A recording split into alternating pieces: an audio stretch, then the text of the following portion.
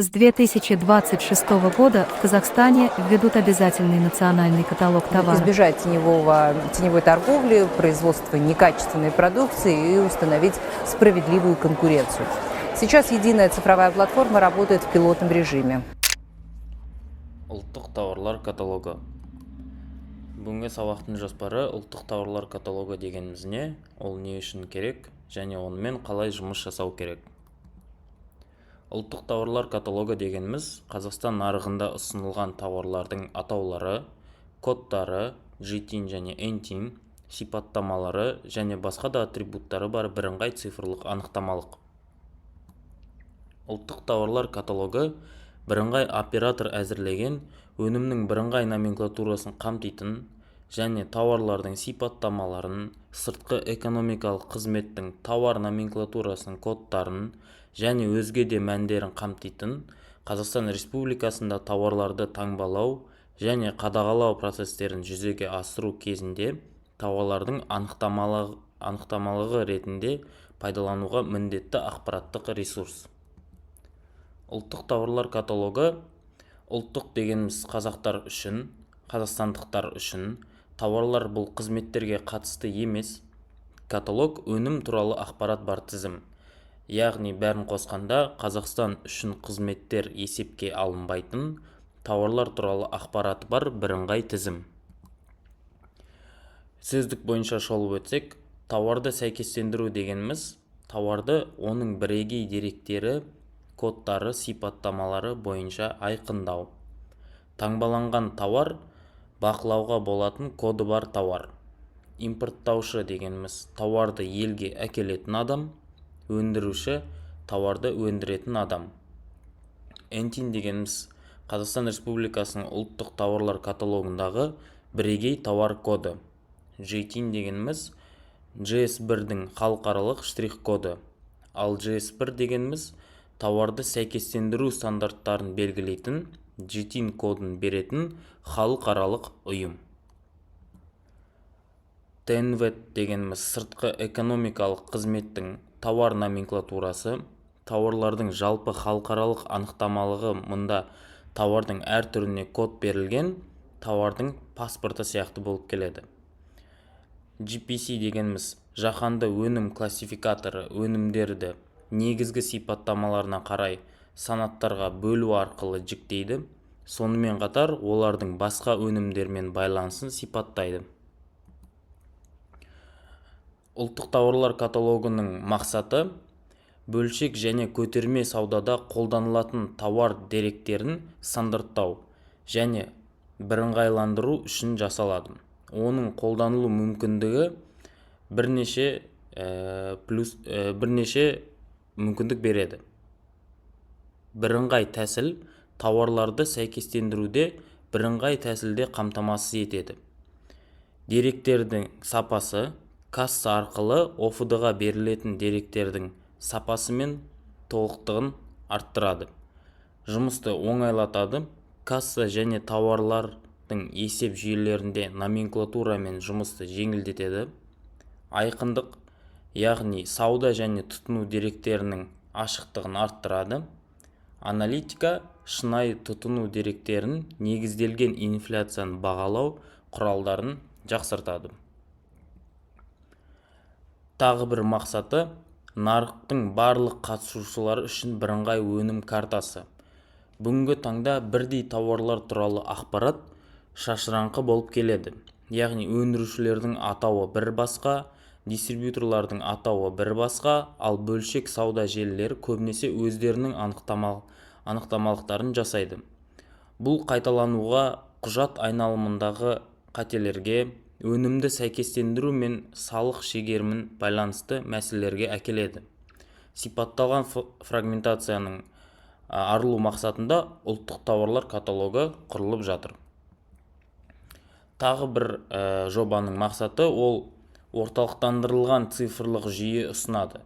Жүйеде әрбір өнім элементіне бірегей NTIN коды және құрамы мен шығарылған елінен бастап өлшем бірлігі мен брендіне дейін міндетті атрибуттары бар құрылымдық карта тағайындалады. Карточкалар модерацияланады және тауар айналымының барлық қатысушыларына, өндірушілерден бастап базарлар мен кассалық жүйелерге дейін қайта пайдалану үшін қол жетеді. Бизнеске, мемлекетке және тұтынушыларға жеңілдіктер. Кәсіпорындарда тауарларды сипаттау үшін шығындар мен уақыт қысқарады. Яғни карталарды 1С немесе маркетплейске қолмен енгізудің қажеті жоқ. Ұлттық тауарлар каталогінен дайын картаны пайдалануға жеткілікті. Бұл әсіресе үлкен ассортиментті немесе экспорттық, импорттық операциялар бар компаниялар үшін өте маңызды.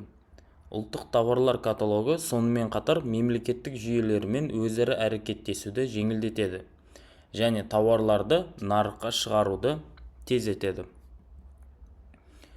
Мемлекет үшін ұлттық тауарлар каталогы тауар айналымын бақылаудың сұр схемаларын қадағалайды. Жалған ақша жасаумен күресуді және НДС жинауды арттырудың тиімді құралы болып табылады.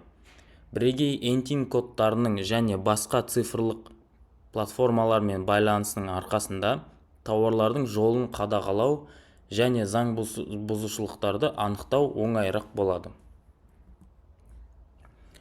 Жобаның тағы да бір мақсаты тұтынушылар үшін бұл ашықтық және қауіпсіздікті білдіреді. Өнімдердің құрамы, өндіруші және сертификаттау туралы ақпарат онлайн кассаларда, базаларда және басқа да өзара әрекеттесу нүктелерінде қолжетімді болады.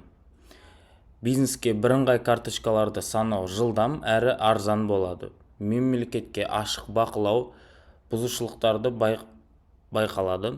Тұтынушыға өнім және өндіруші туралы ақпарат болады. Біріншіден, мемлекет тауарлардың айналымын ашық жүргізуді қалайды. Кім өндірді, кім сатып алды, кімге қанша және қандай мөлшерде қайта сатты. Мемлекеттік порталдармен интеграциясының арқасында, мысалы ЕССФ порталымен. Екіншіден, орталықтандырылған база. Өндірушілер, импорттаушылар, сатушылар, маркетплейстер және тұтынушыларға, сондай-ақ ұлттық тауарлар каталогын автоматты есеп беру мен талдауды қалыптастырудың маңызды кезеңі болып табылады. Ол заң тілінде не үшін қажет? 2025 жылғы 2 қазандағы бұйрығымен 2025 жылғы 31 шілдегі 232 бұйрыққа өзгерістер енгізілді.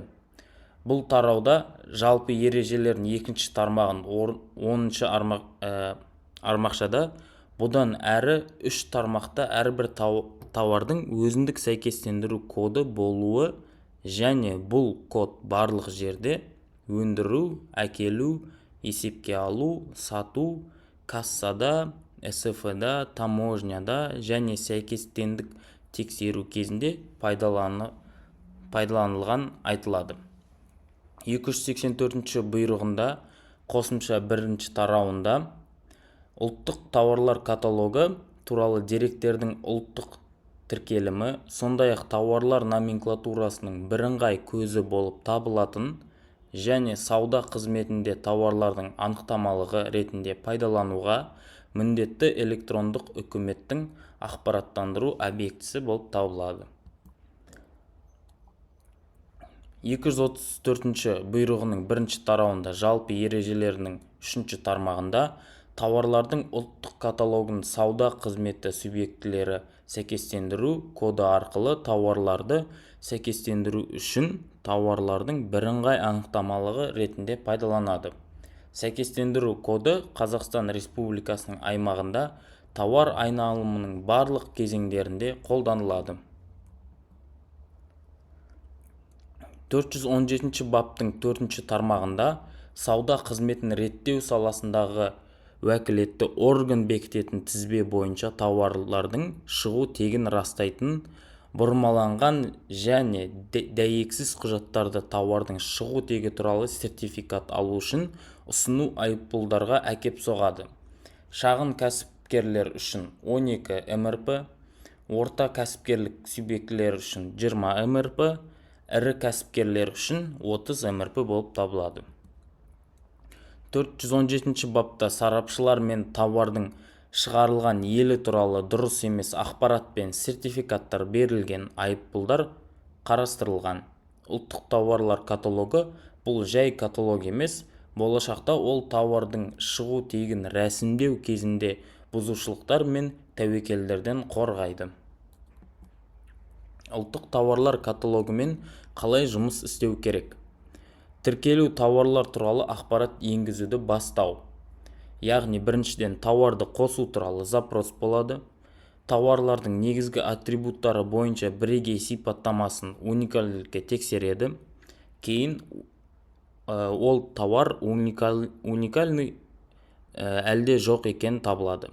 Тауар уникалды болған кезде келесі қойылатын сұрақ: житин бар ма? Житин жоқ кезде энтин генерациясы болады. Бар кезде тауардың тауарлар реестрінде тіркеледі. Ал енді тауардың қосу туралы запрос болғаннан кейін тауардың негізгі атрибуттары бойынша бірегей сипаттамасын уникальділікке тексереді. Уникальдылығы жоқ болған кезде модераторлардың ішкі тобында ұқсас тауарлардың айырмақшылығы туралы мәселені қарайды. Кейін жаңа тауар немесе бар тауармен қосу. Бар тауармен қосу болғанда ұлттық тауарлар каталогіне барады. Жаңа тауар болған кезде житин бар ма деген сұрақ қайта қойылады. Жоқ болса энтин генерациясы болады, иә болса тауардың тауарлар реестрінде тіркеліп ұлттық тауарлар каталогына түседі. Ұлттық тауарлар каталогымен қалай жұмыс істеу керек деген сұраққа 2025 жылдың аяғындағы жүйе пилоттық режимде іске қосылды. Мұны ескеріңіз және жұмыс кезінде қателіктерге тап болған кезде қолжетімді байланыс әдістері арқылы жүйеге кері байланыс беруіңіз өте маңызды. Ол Telegram және электрондық поштамен беріледі. Және сұрақтарыңыз болып жатса, комментарийге жазыңыздар.